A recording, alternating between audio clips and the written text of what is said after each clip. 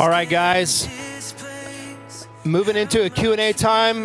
This is kind of an Ask Anything about the topic of lament time. I hope you've been thinking about a question or two to ask Mark. He's going to come up, and we're just going to circulate the mics, and we will go from there. Mark, I have a question to just start us off, just to get it churning. In that grid that you gave us, which is so helpful, the turn, complaint, ask, trust, where in that movement do most Christians bounce, do you feel like?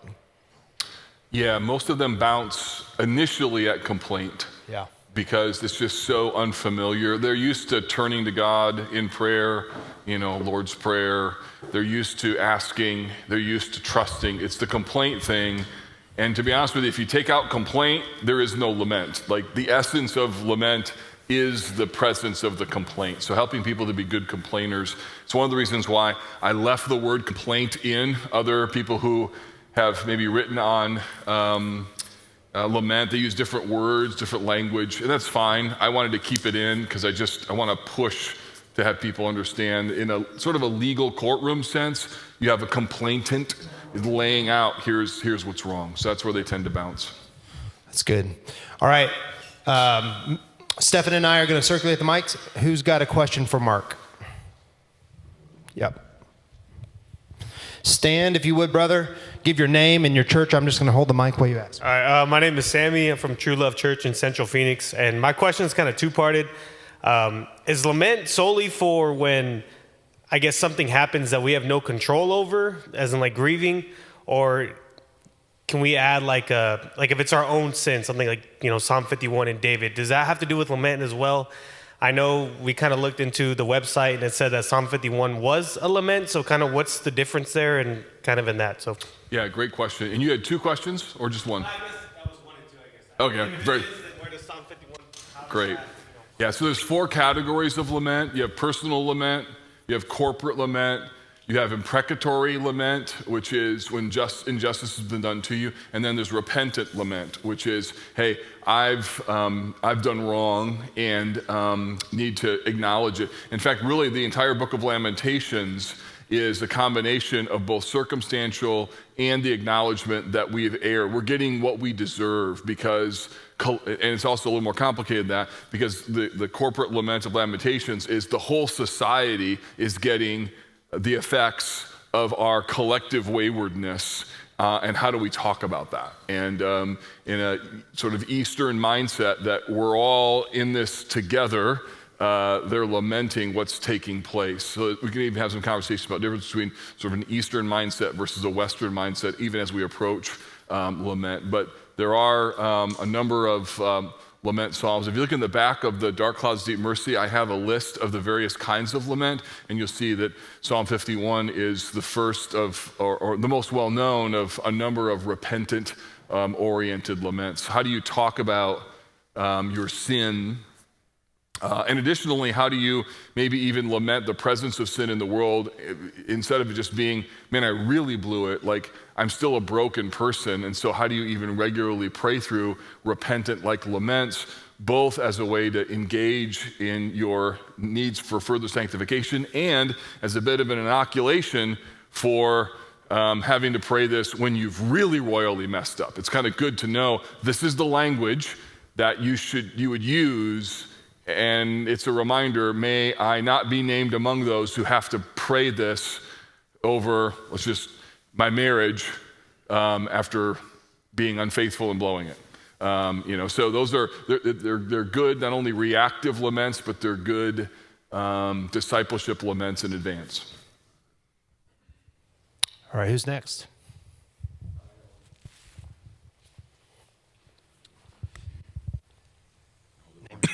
Yeah, Sean Pella, Communities. So I guess my question would be specifically in the area of complaint. And I don't know if you or just any of you guys together collectively, I'd love to hear your thoughts. Usually in these situations, whether it be a hospital room or something, the core of complaint usually is coming from this why. Why are you allowing this? Why this? And sometimes it teeters into, and maybe appropriately so, this like, why does God hate me? Why, and it really moves beyond almost the way that Scripture is speaking to it. And it's hard. There's parts where legitimately I'm sitting there and I'm going, this is bull crap. I don't know why he's doing this. And I feel pretty frustrated by with you in that. And I don't want to teeter into that. You want to kind of rally them back in as a pastor. So I'd just love to hear how you navigate those moments, what would be helpful. Because it does feel like you want to let them sit in it. You want to be like Job's companions, but at the same time, you don't want to let them go off the rails, Totally. So, yeah, it's great pastoral instinct there. So in my experience, what we typically do is we try to exegete, this is incorrectly, we try to exegete their complaint and theologically explain why they shouldn't feel what they feel. Lament, I think, is a better solution because lament says, I get it. And this is also true. And I'm here pastorally to help you hold these two things in tension. My tendency was to try and resolve those, to bring to conclusion their questions and their frustrations. And I think lament was helpful to me in that it just allows for two things to be true at the exact same time. This is really bad, and I can't reconcile this, and we also know that God is good. So one of the things I failed to mention is that every lament has a pivot in it. It's words like but, or even so, or then. Psalm 77, it's that section where he says, then, and he begins to search internally. And so I think one of the ways that pastorally lament is uniquely helpful is it allows for us to kind of stand on the but, or to stand on the then, and help somebody know that to be a Christian is not an either or choice. And then to realize that over time, God's purposes may be clear, but in this moment, we have to trust that he is good and this is hard, without trying to explain the reasons, or, like when our daughter died, people were like, well, maybe more people will come to Jesus. Well, maybe. Or God knows he can trust you with this. I'm like, well, I don't feel very trustworthy, right now. Or maybe God will give you more children. I'm sure he will. Well, maybe not. Like, can we just sit in this space and be okay that this is really hard? And I just think that's the space that grieving people really need. And I at least found in my pastoral experience, I wasn't very good at just saying, I don't know, but I'm here and Jesus is here too. I wanted to explain it. I wanted to bring conclusion because I felt uncomfortable not having the answers to their deep spiritual questions in that moment. But then the more I look at lament, the more I studied it, and I think maybe also the older I got, I just realized, yeah, they don't actually need me to resolve this. They need me to be present with them as God works them through it. One more thing, in our small group, there was a family whose son, college-age son, had bone cancer, and he was dying. It was tragic, 19 years old, I'd already written Dark Clouds, Deep Mercy, and the dad understood lament and was practicing it live in our small group, and he's kind of slumped over, in a prayer time, slumped over a large footstool, an ottoman, and he's just wailing. He's practicing Psalm 13, and I know what he's doing. I've got a biblical category for it. I've studied it. Like, I know this moment. He is lamenting, and everything within me wanted him to stop because what he was doing was really uncomfortable. And I know this. And so part of it is just having the strength to go, I'm going to stay in this tension. I'm not going to resolve it. I'm not going to bail. We're just going to sit in this, and I'm going to be okay with the uncomfortableness that I feel as a pastor, that I don't know what to do in this moment. And that's okay, because they don't know what to do. This is grief, and eventually Jesus will come, and we won't have this experience anymore. But for right now, we live in this tension. Others? Grab my coffee a minute. You can ask. I guess it's okay to ask. Hey, Jeff from Hope City, Tucson. The question you mentioned earlier about the person in the cul-de-sac, or it's become their identity. What are one or two things that could help work them out of that place when they choose to go back there on their own? Yeah, that is really tough. But the short answer is, I don't know. There is no easy answer for that, because some people have said, well, how do you know when someone's in the cul-de-sac? And I'll tell you this, it's not the first time you hear about their pain, but if we're coming back on this situation and it's the same song, 60th verse, at some point we need to kind of lean in and ask some questions about, hey, do you know what lament is? And here's the process, trying to kind of woo them toward, that direction. To me, it's pretty clear that it's become an identity when almost every conversation comes back to this thing. It can be really odd and awkward, like prayer times or sharing. Like, it's not just a thing, it's the thing, and it's over and over and over. And where their pain has become their identity, or they talk about it in a way that just seems like it's not something they can look at like at a distance, but something that's still so near and so close. It's a part of conversations, like when someone meets them for the first time and they're like a minute and a half in, and suddenly now they know about this really painful situation. It just feels both socially inappropriate because it's just so, like, we're talking about normal human things and you just threw in this really big, so there's just an instinct pastorally where you're just like, this seems off to me. And so you have to tread carefully. My tendency is to give people a lot more time. I tend to be more concerned about this more quickly. And so I maybe double the amount of time before I start to maybe kind of lean into it. But you'll start to pick up on things like, yeah, this is not just a thing, but it's the thing. Does that make sense? It does, and I think listening to you talk, it's helpful for me to hear you say, in a way, describe the turn, complain, ask, trust conduit in a way that may help them self-assess.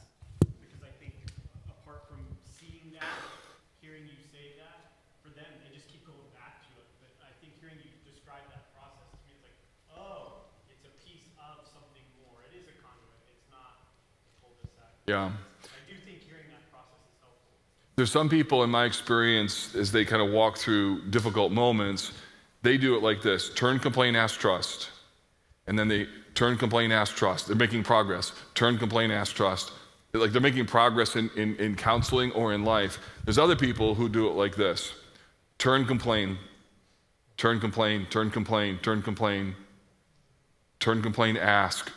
So what I'm trying to illustrate is the process of people working through this is not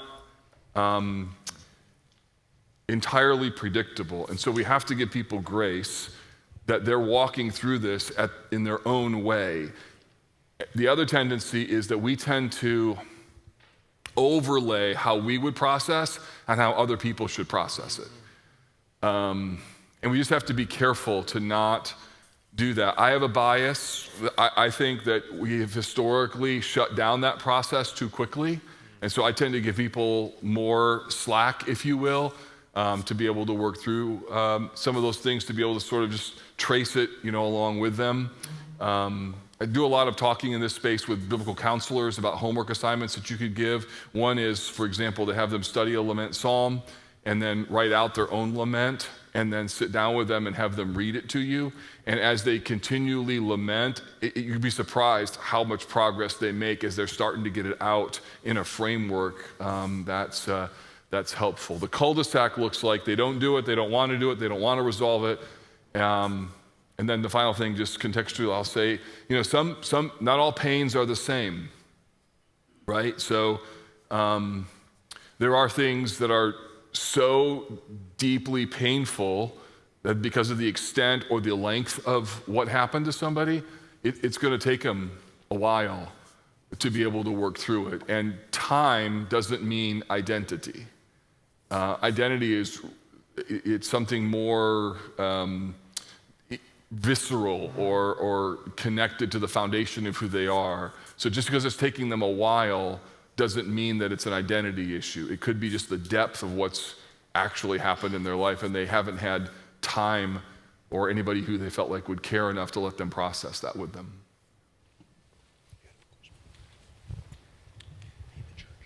Daniel, Oro Valley Baptist. Do you have any kind of practical thoughts for pastoral practices for balancing kind of the emotional drain of trying to weep with those who weep and share their grief, but recognizing you can't carry 100 people's grief without also hurting your family? Like, any practical practices on that balance? Man, that's a good question. And that is something I'm actually doing a lot of thinking right now about. We could spend a whole day talking about that. I think there's a lot of need to do some work and some thought and some writing on pastoral emotional life for the sake of long-term resilience. And I'm just telling you, as a guy who was in pastoral ministry for 30 years and now I'm at TGC, there's a difference. It's a little scary.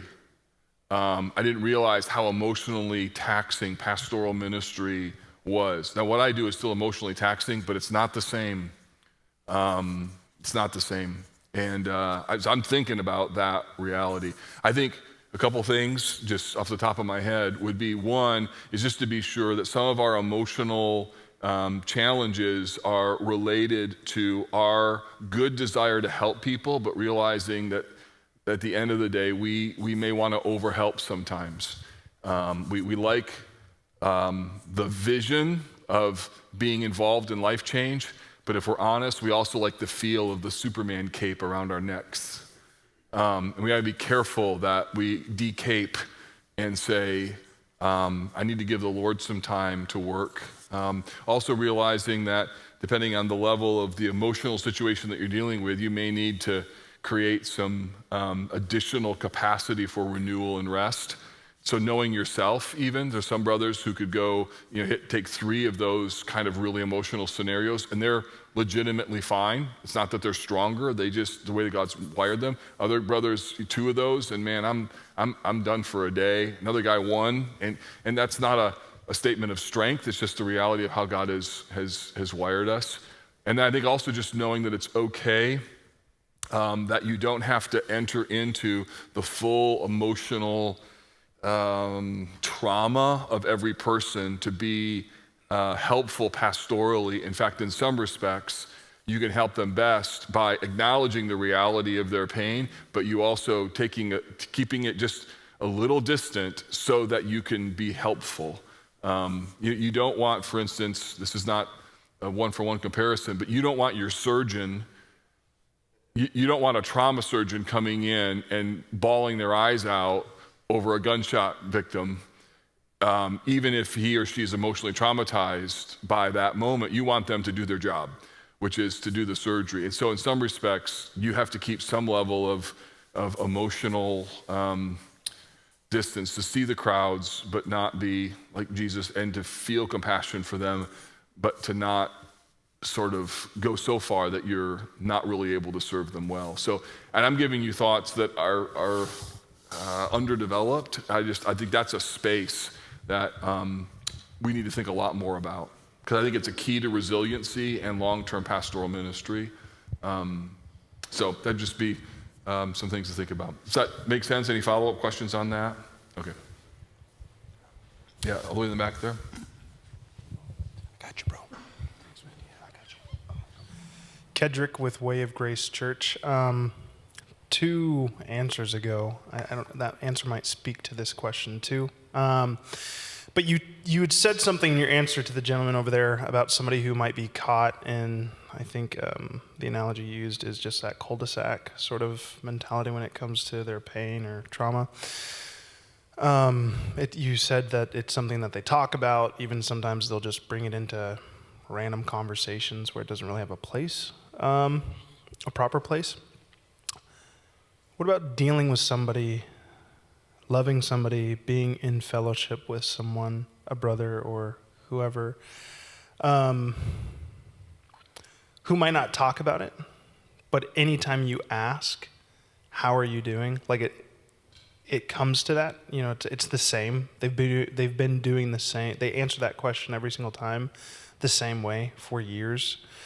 And it's stuff that impedes their fellowship on a Sunday. It's stuff that impacts their relationships, but they don't talk about it. I don't know. They're willing to kind of hang out, do some fun things, kind of participate in some of these settings, but showing up on a Sunday, showing up to a Bible study, it's the stuff that they're dealing with impacts their ability to actually fellowship with the body in a meaningful way. But they're not talking about it. Yeah, it's a great question. And man, I wish there was a simple answer, because every person's story is so unique. There's a reason why people are unwilling to kind of go there, and that's hard to unlock. Baseline is trying to create an environment where when they're ready to talk, that you're a trusted person that they could talk to. And that means, just doing the basic things that a friend would do, and loving them even when they don't feel like talking. Another thing that I've done is to share out of my own experience. So kind of go where I would want them to go, both because it's good for me, but also it helps to model for them that it's safe to be able to do so. Maybe there's some resources that you might find helpful, and just say, hey, I don't know, just as this resource would be of help to you, it's helpful to me, just that you're kind of along, in the journey. And at the end of the day, though, if they're not willing to talk about it, there is nothing that you can do. And so you have to respect that. And it may mean, though, that choice on their part is going to affect their relationships. That's sad, because without some level of transparency, you really can't, there's a level of depth that you can only get to. And so they're choosing to have a certain level of depth. And at the end of the day, that is their choice. So you can't force them to talk about something, even though it would be good and helpful for them. And that's really hard. Like, I can think of very specific examples where I'm like, man, if you could just process this, you'd be in such a better place. And we can't make that choice for them. But we can love them even in their decision to kind of hold their cards close to their chest. And we can grieve the fact that, well, there's always going to be a little bit of a different kind of relationship than what I would want because of this. And you can love them in that. And who knows, maybe the Lord opens a door for a different kind of conversation in the future. It's a great question. I'm a little off the subject, but how do you discern when you're dealing with grief and some of the other things if the person's not saved? Do you try to take them there, or do you wait for the Lord to share with them? Is there a way to break into that conversation in your dealing with people on a one-to-one basis? Yeah, it's a good question. And boy, grief is a great opportunity to talk about, the reality of that we live in a broken world. And one of the things that I would hope is that as Christians become competent lamenters, that we can demonstrate to the world. The Bible actually has a category, for this.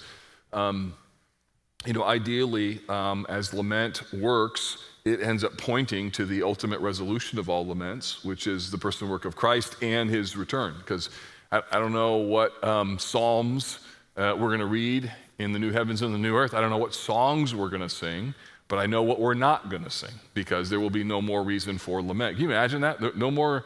Psalm 13 is theoretically in the Bible in the new heavens and the new earth, but it's not need to be read anymore. What a moment that's going to be. For those who are grieving, I think there's an appropriate place to talk about their long-term trajectory in terms of their soul. I would not normally recommend that we're doing that in the middle of a crisis, that it creates an opportunity for a platform for a future conversation. And it may be one that could, sound something like, hey, this has been really, difficult and traumatizing for you. How does this connect into your spiritual journey? Where are you at now? And tell me about what your journey has been up to this point in time. So you could ask some questions to kind of, unpack that. I don't believe that non-Christians can lament in the sense of what we have here in the Bible, because again, it's a prayer in pain that leads to trust. It's Christian language. A person who doesn't believe in God's sovereignty, doesn't understand the death, burial, and resurrection of Jesus, doesn't have the category to be able to talk to God about the way that we're identifying in the lament prayers that we talked about today from Psalm 77. We got one over there first. Kyle Moore with Canyon Bible Church, and maybe kind of going back to the question that was posed back here about the person who is not willing to share things with you, and to a question a little bit further back. relating to just lament and what we as pastors can observe how people lament, or even if they do. And so if a person is not, maybe just a comment, if a person is not able to trust you in sharing these things with you, most likely that's also reflective they're not trusting God in lamenting and sharing things with him. And so it could be an opportunity to say, okay, just discipling them to how are you lamenting with God? How are you trusting him in these things? And that might open up the opportunity again for you to then come alongside them and say, hey, what are you sharing with the Lord? How can I encourage you to what is true of him? Because otherwise that trust is never going to actually happen. And then just another comment, I've witnessed brothers lament, and it just doesn't seem to match the situation of what they're sharing and the level of grief. And so I appreciate your comment about grace, but that too might be just the depth of something else is really going on. Like why is this impacting you so deeply and so richly? It seems not scaling correctly. And so it's an opportunity to come alongside them and point them to, again, what is true of God and what the real struggle is at its root, because that root might be manifesting itself in some small fruit in this trial, but really there's something misapplied or rooted, I guess, for lack of a better word. So not really questions, but can you maybe comment on witnessing people's lament and observing how best you can give them the gospel without simple platitudes of get over it and trust God? Yeah, great question, and I affirm what you're saying. So in the first case, grief is so complicated that, and I'm sure you guys have this, there are certain people in your life where it's really easy to share with them when you're hurting, and other people, it's just harder. And you could have people could have the same level of godliness, but there's something about somebody else in terms of just who they are, and it's like they have an ability to kind of unlock your heart. I have a friend, and my wife calls him the Mark Whisperer, because of his life experience, he has an ability like just to get it faster than others. And so one of the things is just to realize that sometimes pastors are that broadly for everyone, but not always to the same degree. And so the key is, part of your discipleship is helping other people so that and maybe back to this brother's thing about emotional pacing, if you're the only one that folks can lament with, or you're the only one shepherding them, that's not only unhealthy for you, there should be a need for a discipleship that you can have other people who could really be helpful. So it could indicate that somebody has a problem with the Lord, and that very well can be. It also can be, and I've had people before that once they get lament, they think that everybody should lament with them. And there's a experience, there's personality, there's the whole person thing that's connected in there. And then trying to remember your second. What was your second? It was really good, but I've forgotten it already. Sorry. Oh, yep. Yeah. So my bias is, historically, I was too quick, and I think other people are too quick to try and exegete and evaluate if they should be that sad about it. And so I am, to a fault, going to give people more grace, and I'm going to assume that there's something going on there more than what I know about. And I'm going to try and approach that from a pastoral care standpoint, just to be like, hey, can you tell me more about that, or sense that was a sensitive thing, as opposed to saying something like, man, it just seems like this is a lot, right? I know you're not saying that, but the people, that's a lot of people's posture in the church. And sometimes what's underneath that is not a really care for that person. It's more people's grief makes us uncomfortable. We'd like them to stop because it just is, it makes everything really awkward. And so sometimes it sounds like it's caring, but it's actually, to be frank, it's a bit selfish because we want people to stop making us feel uncomfortable. So I think just being able to sit in that is a really important pastoral skill that I found myself to be underdeveloped in until the Lord kind of leveled us, and even still had a lot of work to do in that space. Dave Flood, One Life Bible Church in Snowflake. You had mentioned before about something about pastors that most of the men in this room will identify with, and that's that we have a tendency to want to wear capes. And we've been talking about people primarily in the congregation that have overt grief or some struggle that they're going through that lament would work for them.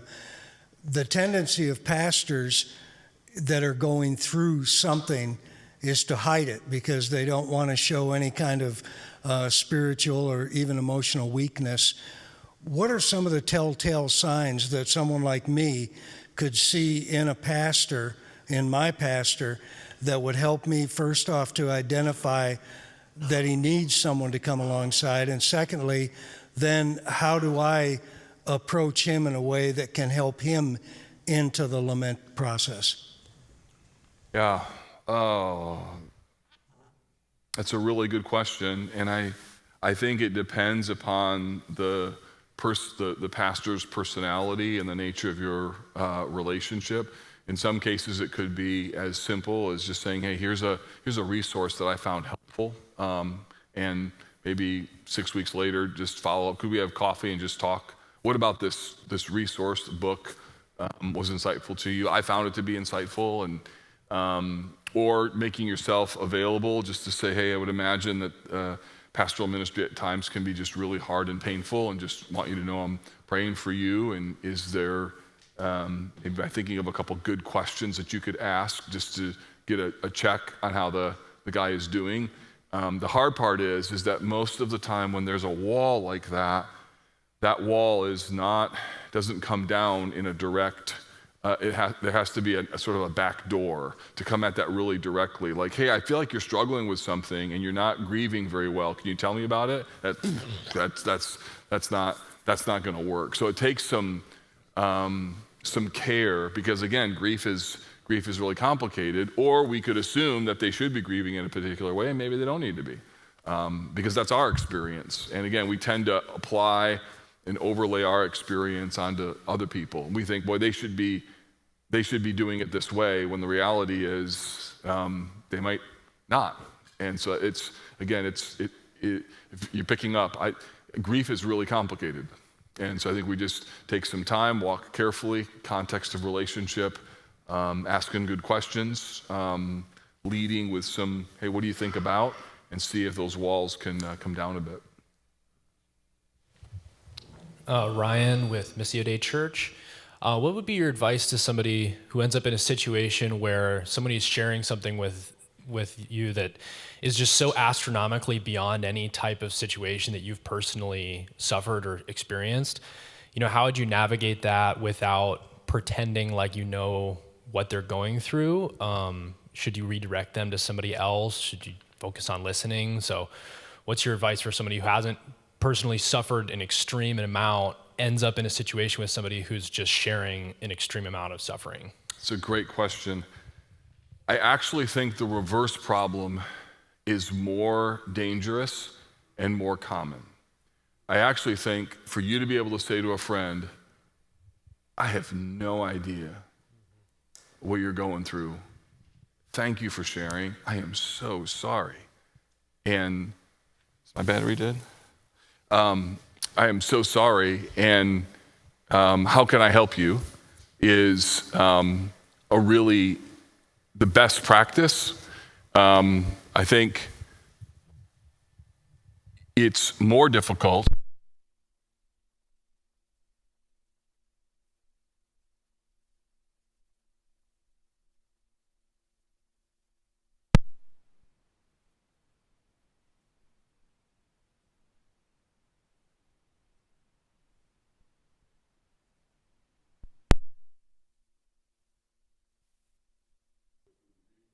a child, but it was an adult or a teenage special needs child, and they were standing at the receiving line for the funeral, and someone came up to them and said, "We are so sorry for your loss." And they said, "Thank you."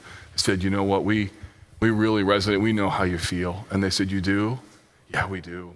Our dog died last week." Oh my gosh. It is a true story. You'll never forget it. And I pray it'll help you to be okay to say, "I'm so sorry," and if I could be blunt, shut your mouth. Just say, "I'm sorry, I'm here, just sit with me." Somebody said, just sit with me in the mourning bench. And so you're actually in a really good spot if you don't have any idea what to do with their pain. If you think you do, be very, very careful about the parallels.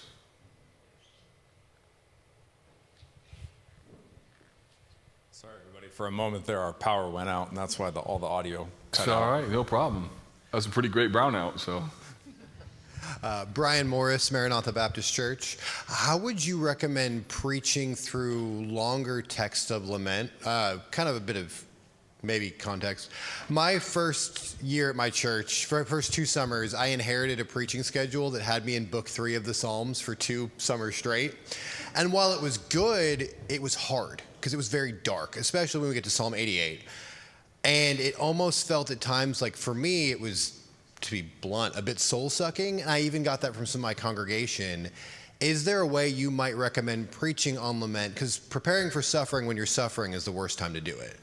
Is there a way you might recommend preaching on something like that in advance where it's not just draining on everyone? Yeah, keep the mic there a second. How many weeks did you do the book 3? It was 1 psalm a week. And so it was spread out over 2 summers. But the back half seemed to feel a lot darker than the first half, because the first one we were doing Psalm 71, 72, 73, then it begins, and then the next half it was just all dark until we got to Psalm 90. Yeah, so all summer, so 3 months, and then the next month, or 2 months about. So yeah, but it was over 2 separate years. Yeah. I think that there is, it's a really, really good question. So like when we did at the church, we did the book of Lamentations. I did that in 6 weeks. I did the book of Job in 6 weeks as well. I didn't do, if you do, you could do Job verse by verse every single week. You just want to kill Job's friends by week 4, right? And so everyone's angry, so you can do expositional by doing verse by verse, but not every verse by every verse, you know what I'm saying? So you just have to be wise in how you do that. So in our case with Lamentations, it was a 6-week series. And then I wanted to be sure that our worship team was balancing out the heavy tone, so we could do both. Wanted them to fit, but didn't want it to be, dark Sunday every single week. And I think you just have to know your people. I would guess that if you're doing that 6 weeks in a row, 8 weeks in a row without a break, it's gonna feel heavy. And so what you could do in that case is maybe if you're doing, book 3 of the Psalms, is you could bundle them or take them, but not take them in the actual order. So you could kind of take a couple and then do one that's more hopeful or Song of Ascent, things of that sort. So I do think getting a pulse of your people is important. And again, that's just a wisdom point. But I think your concern is a very legitimate one. You can overplay this. I don't know if it's going to happen or not, but there's a guy who was really transformed by lament, like really transformed by lament. He's not in our circle of churches. And so he called me and said, "Hey, can we do a Zoom call?" I said, "Yes." He said, "I have an idea. I'm planting a church. And let's just say, I don't want to name the denomination. So, but the name of his church was going to be Lament, the denomination, and then church. So let's just go with Baptist, but it wasn't. So the name of the church was going to be Lament Baptist Church. And I was like, dude, I think that's a terrible idea. I was like, are you sure? He's like, oh no, I'm like, okay.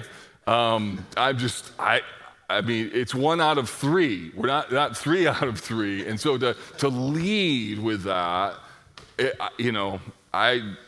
so I just think there is wisdom to know if you're going to have a lament group, It needs to be time, and they need to stop. They can't. You can't overplay this. So I think that's just something that you need to figure out and be wise with, knowing the pulse of your people.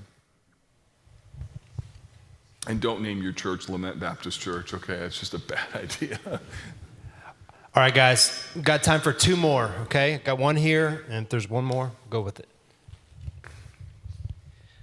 You talk about in your book about, and maybe you were talking about this in the second session, about leading your church through corporate laments. Mm-hmm. Can you talk about your first time doing that and kind of your experience, the feedback you got, and then kind of your thoughts about corporate laments moving forward after that? Yeah, part of the reason that lament is not as frequent in the discipleship framework of our people is because they don't know it exists as a category, and secondly, because they don't see it modeled. And one of the best places to model it is like in a pastoral prayer or, at a funeral.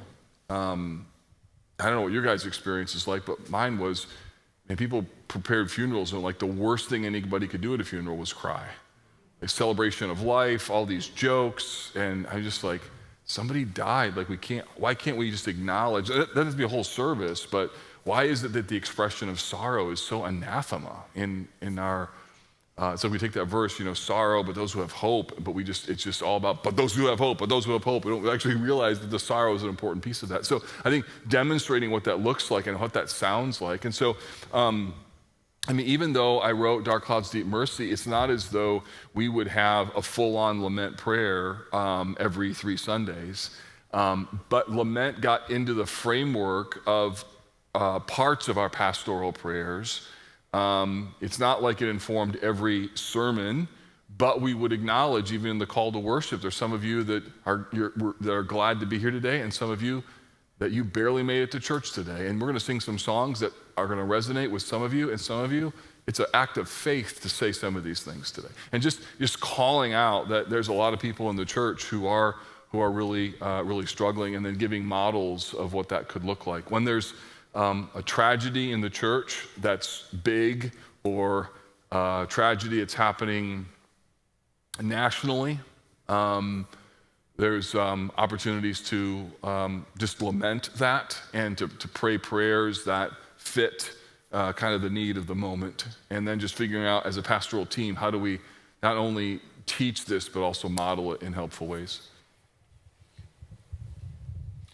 Hey, I'm John Root from Pella Communities. So when you're saying like nationally, again, I'm not trying to get controversial here. We're talking about like specific issues. How do you go about that without being like politically polarizing? Because obviously it's like, oh, I believe this, and then I'm nuanced with this politically, and then why didn't you touch on that? And obviously that's a lot of what we're dealing with in the church right now. That's what a lot of young people want to hear the church talk about. There's churches that are like, well, my church is alive because we talk about these specific issues, and then you guys aren't. So like, how would you address that and encourage pastors and churches to go about those things that are happening nationally? Yeah, anyone know the answer to that question? That is, that is a really important question, and I think also, in my experience of traveling around the country, has local contexts that need to be lived out. And I think that's a discussion that, as a pastoral team, what kind of things are we going to pray into pastorally, and how, and when? And you do your best to navigate that. But there were times that there were national events that we lamented. And there were folks in our church who were disappointed that the lament didn't go deeper. There were some folks who were a little perturbed that we lamented it at all. And some folks who took issue with our language that we actually used in the lament prayer. So it's, when a national tragedy happens, your verbs matter. Was this person killed? Oh, did this person die? Were they killed? Were they assassinated? Like all those verbs matter. Or martyred. Right? And so, or is this something that we pray about in a way that tilts to one particular community within our church, but misses another? And it's really tough. And so we spent a lot of time, and I think we did a decent job, but there's sometimes that we either missed it because we didn't lament it. I talk about in the book that, when I was writing it, the the whole thing was happening in Ferguson. Remember that back in the day? And we just were kind of ignoring it. And I had minority church members that were like, look, there's big stuff going on and we're not praying about it. And so that started a conversation about what things are we going to pray into and what are we not. And it's really tricky. I mean, I wish I had a playbook for you. I don't. Don't be political. At the same time, that's not right. Don't be partisan. That's a better way to say that. And then I would encourage you to think about the context of the people and how to, don't pray breaking news, pray about the experience of your people.